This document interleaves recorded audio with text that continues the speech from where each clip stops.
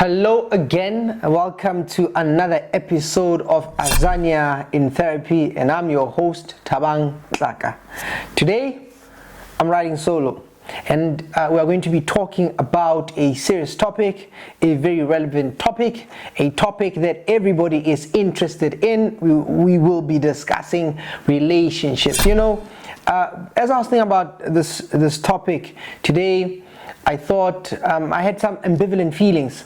A part of me was thinking, why another video? I mean, you have 1,000 videos talking about relationships, how to do them, how to have them, how to end them, how to start them, and I thought, why add on to that? But another part of me was just thinking that out of all the content that I observe, there's a lot of negative content around relationships, and I thought maybe I too could add my 2 cents worth about how we can make relationships better, how we can find better mates, how we can prepare ourselves to be in relationships. So I've come up with a few ideas. I've got 12 ideas I'd like to share with us.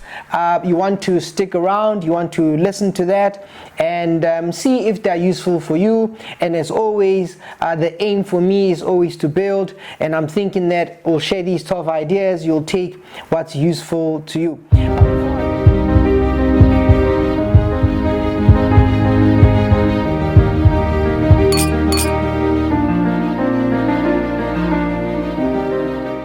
Before we get into the meat, the 12 ideas I'd like to share with us today, I'd just like to start with maybe one principle. And that is, relationships work because the people who are in that relationship agree on what is important. If you agree on what is important, that relationship has a better chance of surviving, of being meaningful, of being a space, an environment where beautiful things can happen. But just two well-adjusted adults need to agree on what is important, on the foundations of the relationships. And if two well-adjusted adults can do that, then they stand a chance of having a beautiful and a meaningful relationship. So let's get into the 12 points.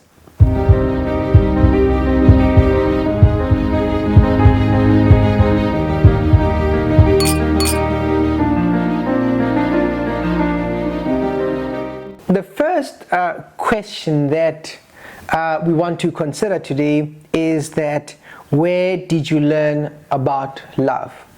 Because all of us have a different understanding of what love is. We have different maps, love maps. We've got different examples of what love means. We've got different role models of love. And so when two people are about to have a relationship or are in a relationship, they need to be mindful that they might have very differing ideas of what love is, right? In South Africa, we know that most people did not grow up in a household where the two people that made them, their mother and father, raised them. And so most of the people in this country, at least, haven't had an example of what a relationship looks like. So we learn about relationships in many places. Many of us learn about relationships from social media.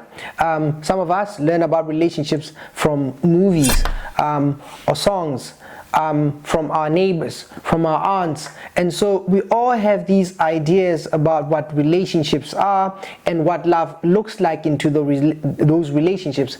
So before we have a meaningful relationship, we have to consider, what does love mean for me, and where did I learn what love is? What picture do I have, and does that picture match with what my partner imagines what love is?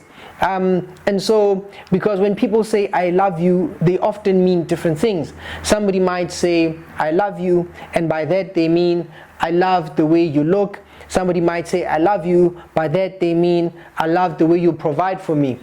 Somebody will say I love you, and by that they mean I love the way you make me look in public, so on and so forth. So when we say we love people, when people say they love each other, it needs to be clear what they mean by that. And I would recommend that a couple wanting to have a meaningful relationship, to take some time, right? In fact, I think before you even go with somebody to discuss this, you need to find out for yourself, what does love mean for you? And once it's clear in your mind, then you'd be better able to explain it to your partner, and so that they might be able to provide that for you. For example, for a person, love could mean that, love for me means you spend quality time, as Gary Chapman in the Love Languages described. So you could say that love for me means you are spending time for me, but your love for your partner could mean buying them gifts,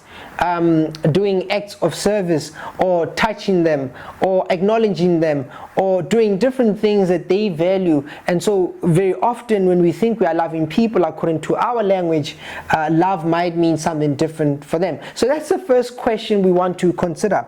Where did you learn about love? And then once you are clear, where did you learn about love? Did you like what you learned? And what image or what picture or what would you like to have in a loving relationship? When that is clear, you describe it to your partner, and then if you have similar ideas, then it's much easier to build from there. But if you do have different ideas about what love is, then you are able to negotiate and talk and understand each other's needs, so that you can meet each other's needs. But that is a very important question. Where did you learn about love? And once you have that, you are able to explain it to your partner.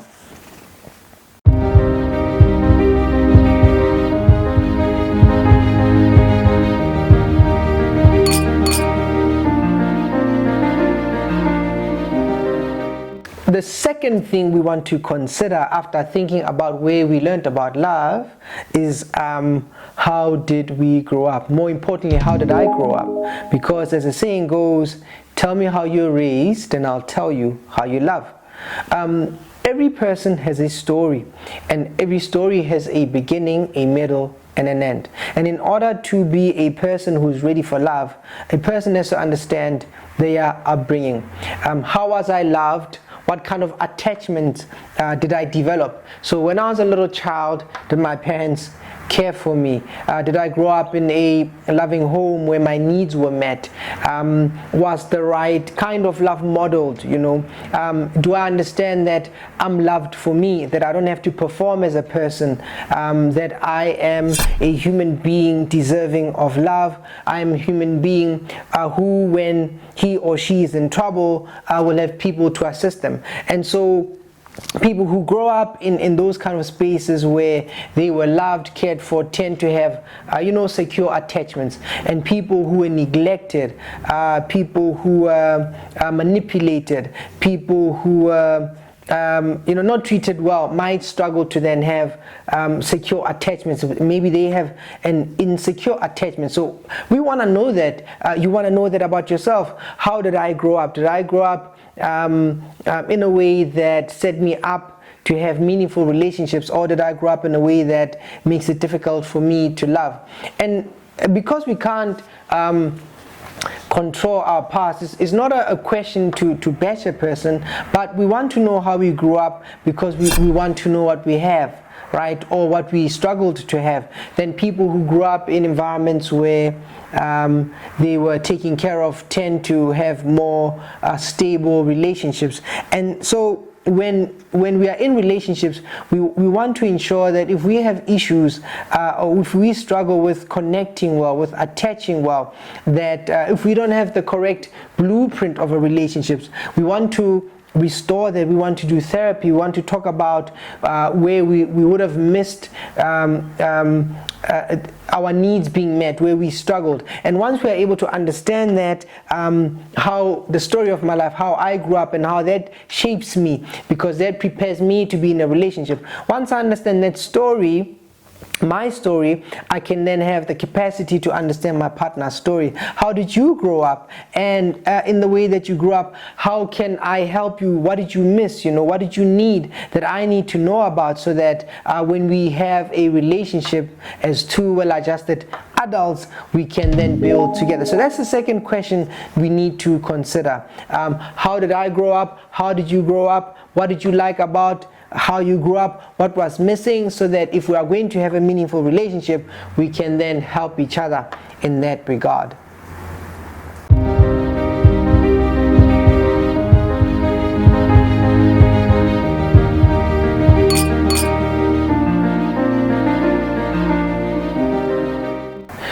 Once we have considered, where we learned about love, how we grew up, the third thing we are ready to think about is who are we as a person. So put directly, who am I as a person?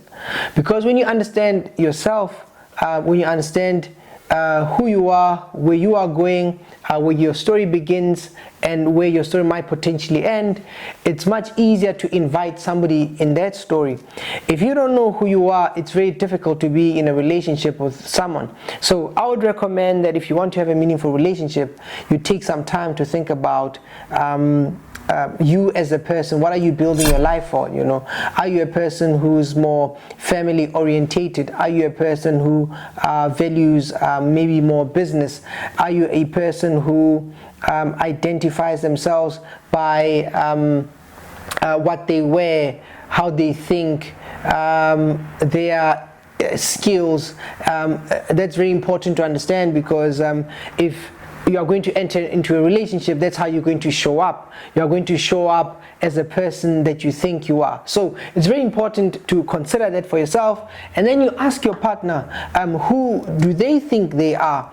Because if you are also going to enter somebody's life and they don't know who they are, you're going to find yourself in a pickle, in a spot, in a very difficult position, because you never thought about it. Now, we have relationships that end because people never thought about who they are or who their partners were. People come together, they bring families together, they have a big wedding, they have a big union. Later on down the line, somebody says, I didn't know who I am when I entered this relationship with you, and now that I've discovered myself, I don't think I was meant to be with you. And all of that would have been such a painful experience. So in order to avoid wasting your own time and wasting somebody else's time, it will help you to take the time to think about who you are and who your partner is, so that you are able to discuss that.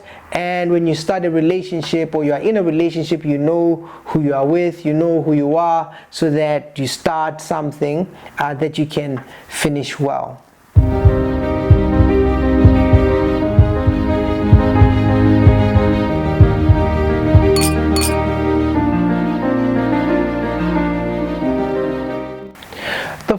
Question we need to consider in order to have a meaningful relationship is, what struggles do you have?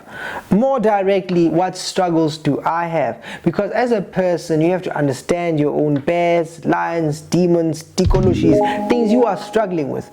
Because if you don't understand what you are struggling with, you're going to invite somebody in your life and they're going to find out that you are doing major battle. So it does help as a person to think about your own struggles and to not just stay with your struggles, but to say, these are my struggles and this is what I'm doing about them. I'm going to therapy, I'm working through them, because whatever I don't work through, I'm going to pass on in a relationship. As I mentioned, relationships are for two well-adjusted persons, and so we want to be well-adjusted. We want to make sure that we understand our strengths and our limitations, that we are working through them, that if we invite somebody in our lives, we are able to have a meaningful relationship with them.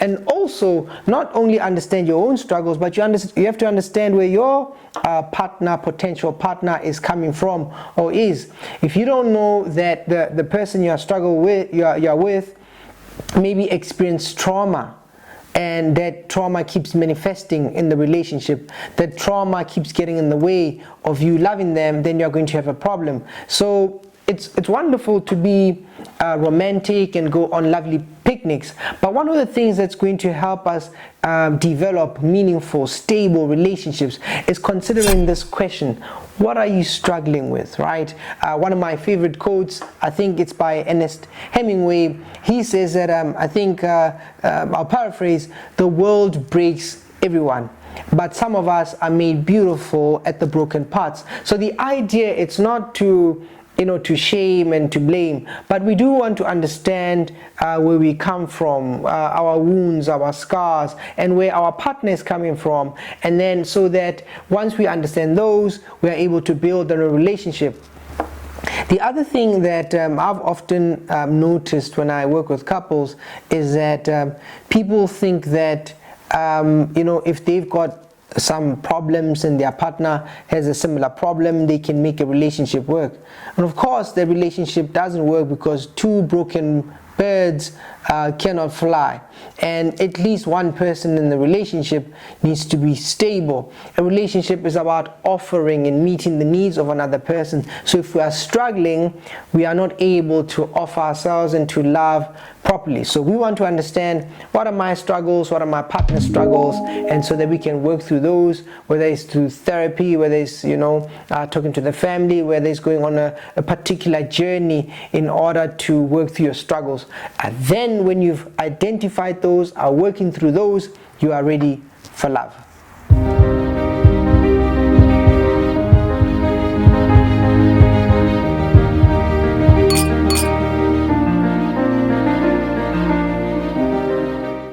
The fifth thing we want to consider when we go into a relationship is, how do you prepare to solve your issues? More importantly, how do I solve issues?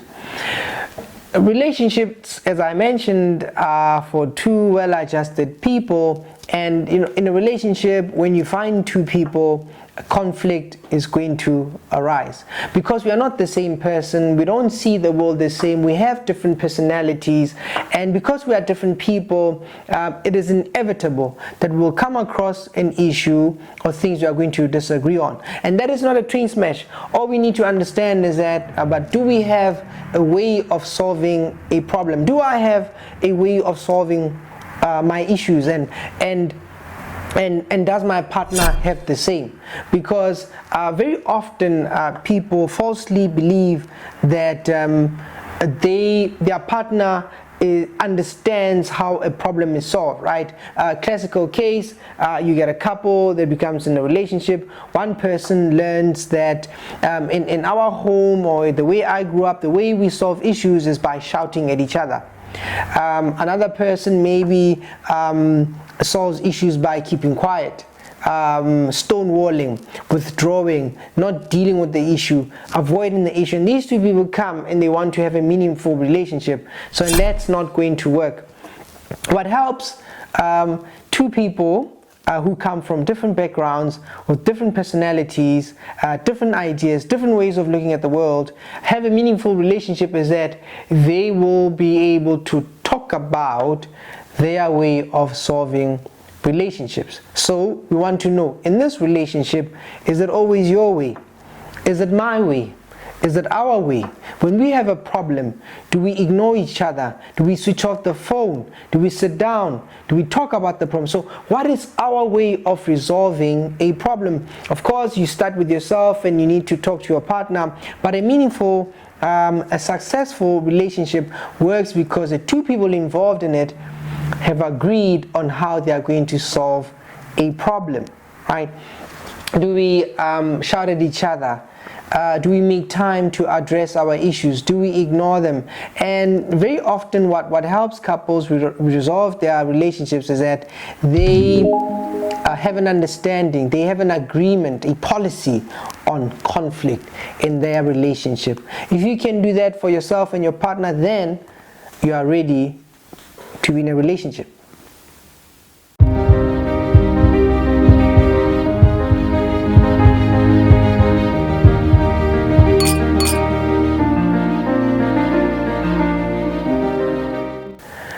Now, the sixth question we want to consider in order to have meaningful relationships is our relationship with money. right? So what's your relationship with money? More directly, what's my relationship with money?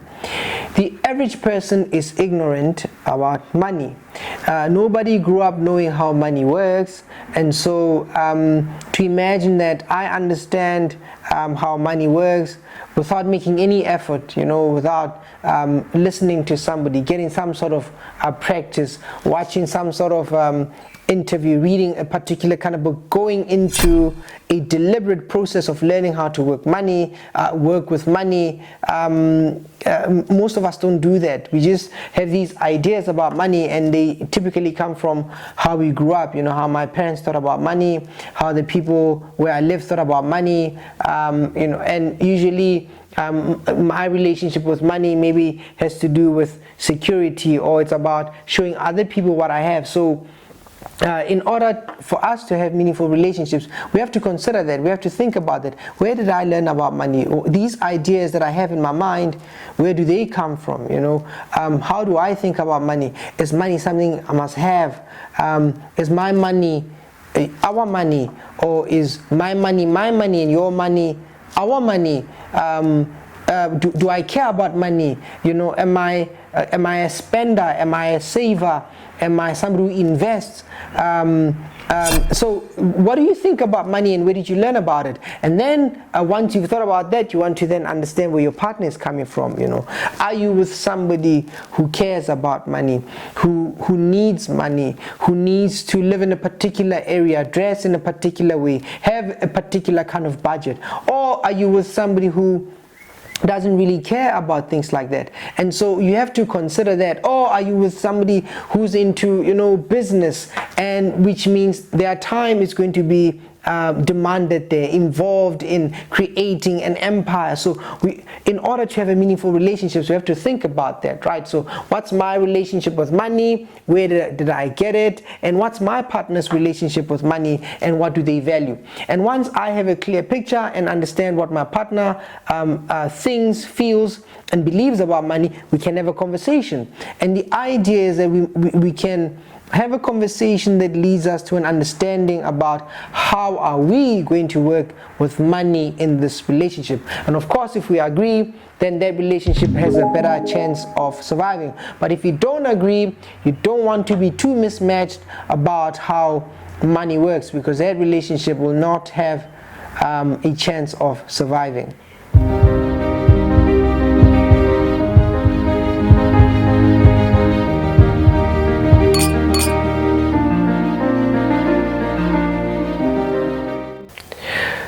So once we've considered our relationship with money, we want to consider, what is the plan for your life? So that's the seventh question, the seventh idea that we want to think about in order to have a relationship, right? What is your plan? What is the plan for your life? When I talk to people, you go to different places and you talk about life and goals, I get the sense that maybe many of us don't think about how this story ends. But it's no surprise that life ends at some point, right? And because every story has a beginning, a middle, and an end. So this story is going to end, your story is going to end, but how is it going to end? And we don't have to be surprised by that, but we can plan our ending. Just like when we go on a plane, we have some sense of what the destination is, hopefully. So what is the destination for your life, right?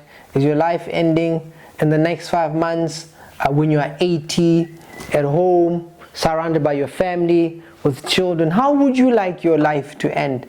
And that is a very important question to end, because if you know how you'd like it to end, you'll know how to build today. So as a person in a relationship, you want to think about that for yourself.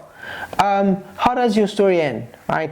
What kind of life would you want to have built? A good exercise would actually to write your obituary, and what will be said when it's all said and done, right? What's your life about? And so when you have a plan for your life, you know how your life will end. It's much easier to then invite somebody in your life. When you understand that, you talk to your partner about it. What's the plan for their life, and where do you fit into that plan?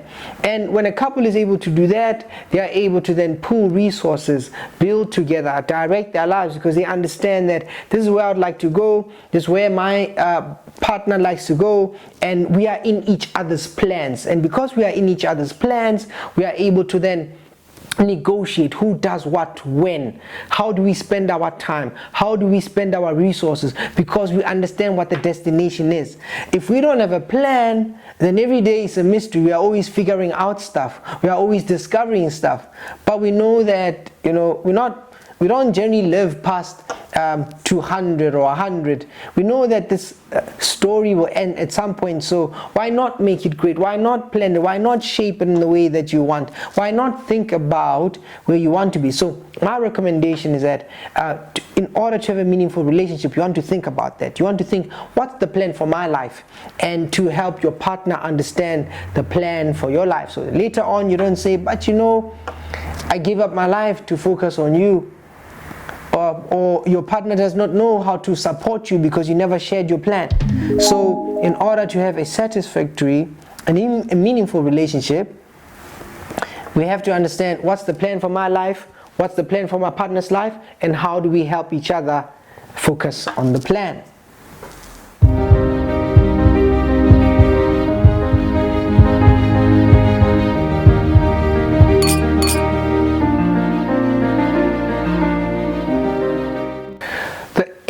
Thing we want to think about, right, is our relationship with sex and intimacy, right? So before you talk to your partner, you need to understand what's your story with sex and intimacy.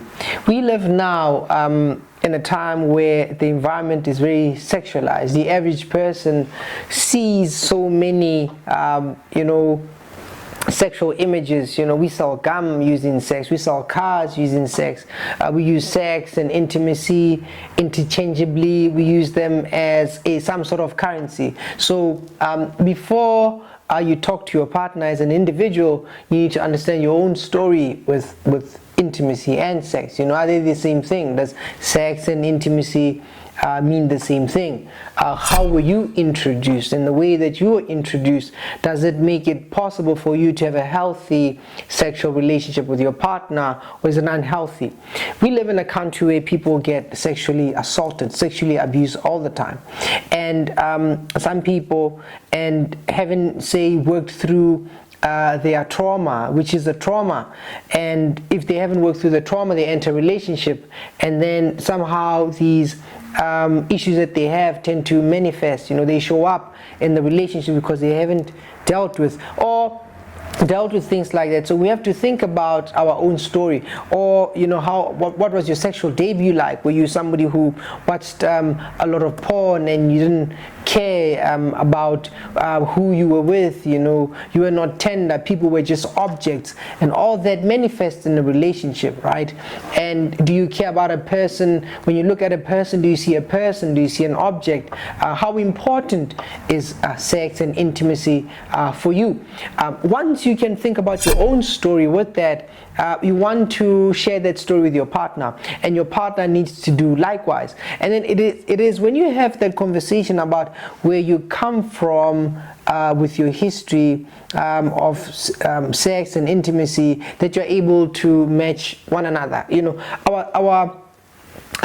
our context is such that little girls are told that sex is bad, avoid boys are evil. So they grow up just thinking that boys, men are bad. They are all just interested in sex, and this is what they have. That's the programming. And then boys are told, go for them, get as many as you can because you're the man, right? And that's the programming that men have. So you get this these two individuals who are taught different things, coded differently, and they enter a relationship. And once they enter a relationship, and then drama shows up, right? Because the one has these ideas about sex and intimacy, and the other one has all these anxieties and fears and traumas, right? So we need to talk about that in order to have a meaningful relationship. What's your history? And how were you introduced to this? And what do you understand? What are your expectations? Are we going to be rough or tender with each other? Are we going to object each other? Is this an important thing we need in a relationship or not? And so once a couple can talk about that, they are able to then reach some sort of understanding, understand themselves, their partner's needs, and a relationship has a better chance of surviving once we can have that topic in a meaningful way.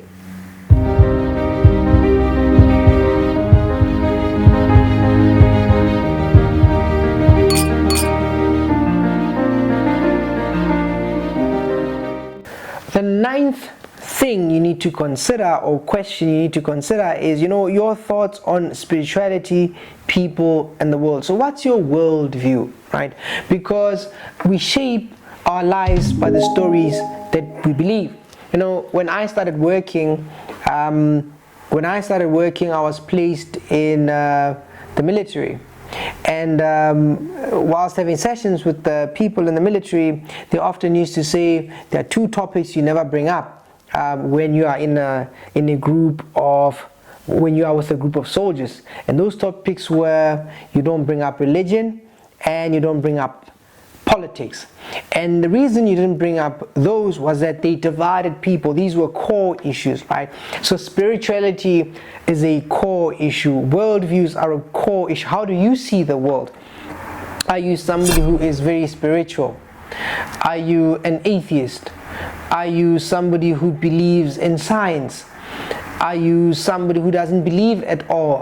Do you have a combination? But what's your worldview? What are you building your world on, right? How do you understand why you are here? Why you do the things you do? How you are going to improve? What happens when you die, right? What do you do when you're in trouble?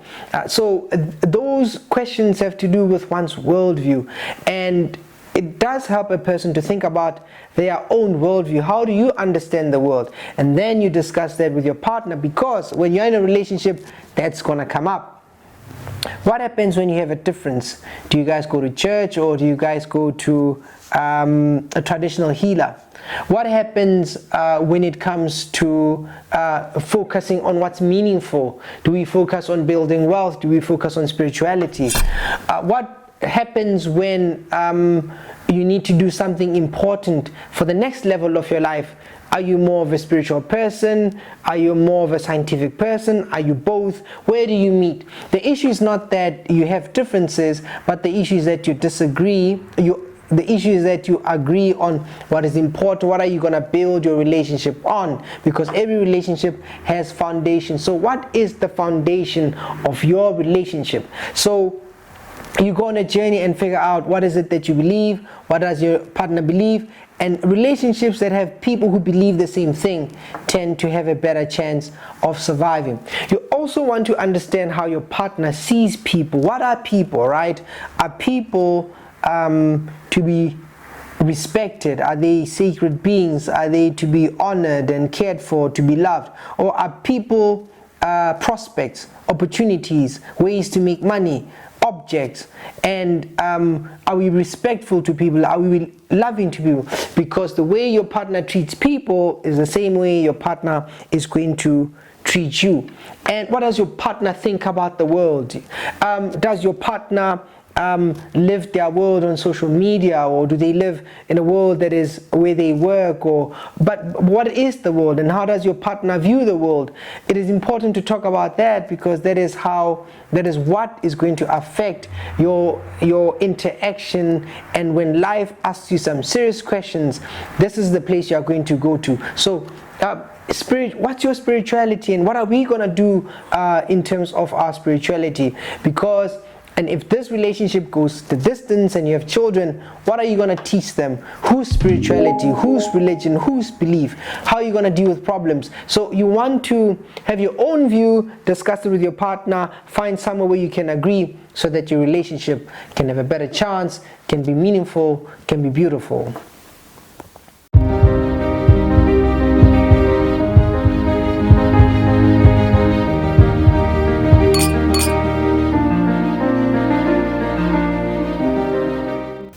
So the 10th thing you want to consider, right, is what does your typical week look like? So an exercise to help couples to understand how they are going to build something meaningful is for them to describe their ideal week.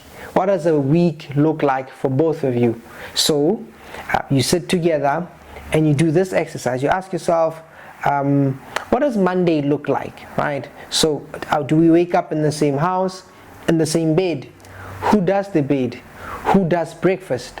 And so what happens throughout the day? Do we call each other? Do we see each other after work? What happens in the evening? Am I with you? Are you out?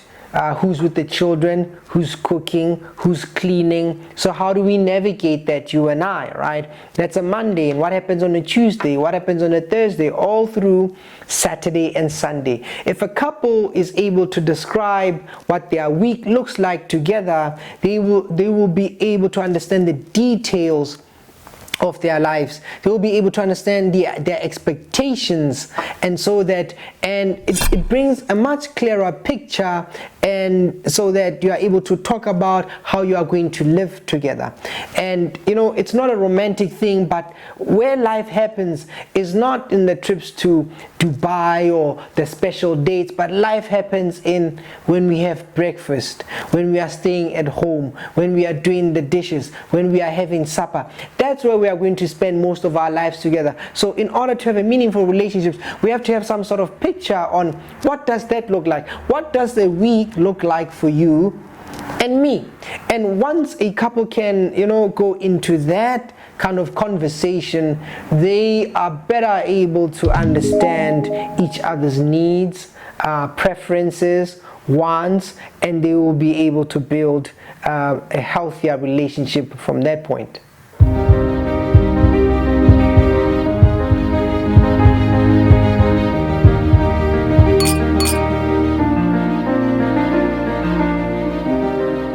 Number 11. So one of the things we want to think about, questions to consider, is whether we have things to tell our partners. So is there anything that I should know about? That's the question you want to know. Is there something that your partner needs to know about? Because we are meaning-making creatures with stories, we have experiences, we've lived some life before we met each other. And it might happen that in that journey, we might have been through some things, experienced some success, experienced some loss, some hate, some shame. We experienced some things. And those things that we experienced, do we need to tell our partner, or do we hide it from them? And once they are into our lives, we can quickly and sneakily bring it up, right? But in order to be fair, in order to have a much loving, respectful relationship, we want to understand or think about the things that are important for our partners to know. And we have to be able to ask them the same question. Are there things that you think I should know about your life, about your partner? Why? Because if I'm going to have a meaningful relationship with you, I don't want to be surprised by things that will cost us energy, resources, or cost us pain. So tell me from the get-go so I can make an informed decision whether I want to do this thing or not. And also, if we are in a relationship and there are things that you know that I should know, let me find them out from you. Don't let me be embarrassed at some place where somebody tells me something about you that should have come from you. So partly why we struggle is that we keep those secrets. So we want to make sure that whatever we are struggling with, whatever secrets we have, or whatever, it doesn't even have to be bad. It could be, you've got some property or some shares or a story with your family, but if it's important to you, your partner needs to know.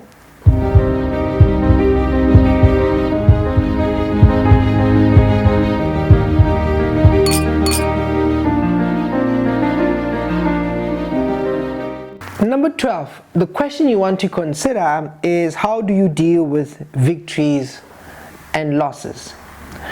And more specifically, how do you as a person deal with victories and losses?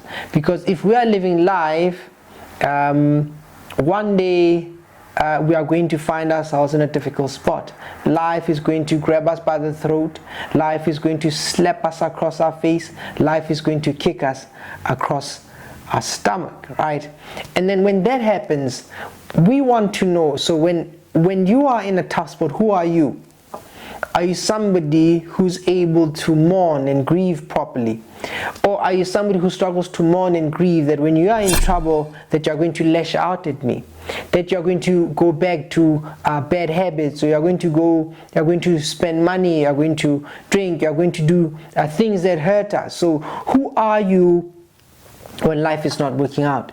I need to know that, because I need to know how to support you, right? So first, I need to know that about myself, then I need to know that about you, because in life these things are going to come up, and then we need to be able to support each other. Secondly, who are you when you are at your best? When you have victories, are you somebody who will still care about me, or do you become arrogant? Will you insult me? Are you with me because right now that's the budget that you have, and once the money gets better, you are going to leave? Or once the money gets better, or when things are going well, you're going to show me your true colors? So we need to know who we are when life is going great, and also when life is not working out. We need to know that about ourselves, and we need to be able to talk to our partners about that I would like to know who you are when things are working out for you. I also need to know who you are when things are not working out. This is important because people tend to show their true colors. People tend to show their worth when they are in those positions, when things are working out and when things are not working out. I need to know who you are, so that I need to be able to help you, support you, encourage you when life shows us beautiful and painful things.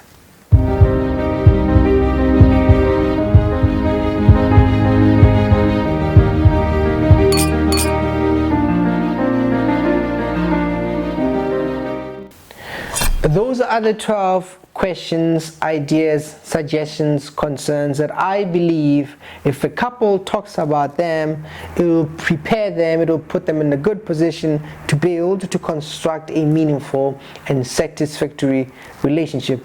I think that to not do it like couples who are about to get married, but to take your time. That if you are thinking about having a serious relationship or taking your relationship to the next step, in the next few months, take a question, discuss it, spend one question for 30 days, reflecting, really building on the question, really talking, reflecting, reading, consulting, understanding the question for yourself and then for your partner, then talking and agreeing on what you are going to build relationships. Remember, love is when we want to offer ourselves, when we want to build something important together. And relationships work when we agree on what's important, on the fundamentals. Thank you very much. I'm your host on Lasagna in Therapy. My name is Thabang Tlaka. Peace.